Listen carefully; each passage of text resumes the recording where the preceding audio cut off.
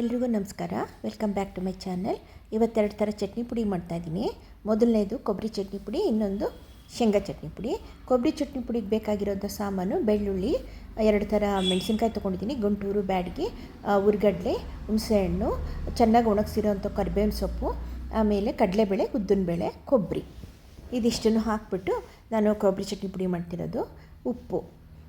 ಈಗ ಇದನ್ನು ಫಸ್ಟು ಕಡಲೆಬೇಳೆ, ಉದ್ದಿನಬೇಳೆ ಎಲ್ಲ ಹುರ್ಕೊಂಡಿದ್ದೀನಿ, ಮೆಣಸಿನ್ಕಾಯಿ ಹುರ್ಕೊಂಡಿದ್ದೀನಿ, ಕರಿಬೇವಿನ ಸೊಪ್ಪು ಅದನ್ನು ಕೂಡ ಸ್ವಲ್ಪ ಬೆಚ್ಚಗೆ ಮಾಡ್ಕೊಂಡಿದ್ದೀನಿ, ಬೆಳ್ಳುಳ್ಳಿ, ಉಪ್ಪು, ಕೊಬ್ಬರಿ ತುರಿ ಇದಿಷ್ಟನ್ನು ಹಾಕ್ಬಿಟ್ಟು ಪುಡಿ ಮಾಡಿಬಿಟ್ಟು ಇವಾಗ ಚಟ್ನಿ ಪುಡಿ ಮಾಡ್ತಾಯಿದ್ದೀನಿ.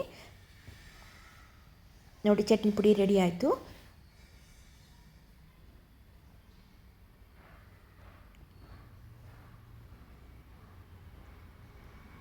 ಟೇಸ್ಟಿಯಾಗಿದೆ ಚಟ್ನಿ ಪುಡಿ.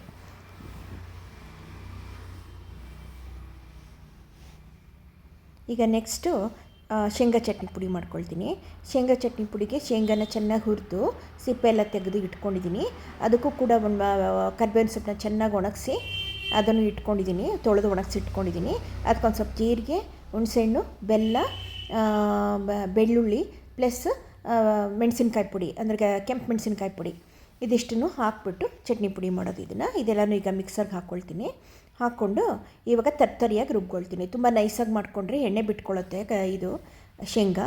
ಅದಕ್ಕೆ ತುಂಬ ತರ್ತರಿನೂ ಅಲ್ಲ, ತುಂಬ ನೈಸು ಅಲ್ಲ, ಮೀಡಿಯಮ್ ತರ್ತರಿ ಮಾಡಿಕೊಂಡು ಇಟ್ಕೊಳ್ತೀನಿ. ಇದನ್ನು ಎಲ್ಲರೂ ಇಷ್ಟಪಡ್ತಾರೆ, ದೊಡ್ಡವರು, ಚಿಕ್ಕವರು, ಮಕ್ಕಳು ಎಲ್ಲರೂ ಈ ಚಟ್ನಿ ಪುಡಿನ ತುಂಬ ಇಷ್ಟಪಟ್ಟು ತಿಂತಾರೆ. ಕೊಬ್ಬರಿ ಚಟ್ನಿ ಪುಡಿಗಿಂತ ಶೇಂಗಾ ಚಟ್ನಿ ಪುಡಿ ಟೇಸ್ಟ್ ಜಾಸ್ತಿ, ಎಲ್ಲರೂ ಅದಕ್ಕೆ ಇಷ್ಟಪಡ್ತಾರೆ. ಇದನ್ನು ನೀವು ಮಾಡ್ಕೊಳ್ಳಿ, ಇದನ್ನು ತುಂಬ ಚೆನ್ನಾಗಿ ಬರುತ್ತೆ. ಓಕೆನಾ? Thank you.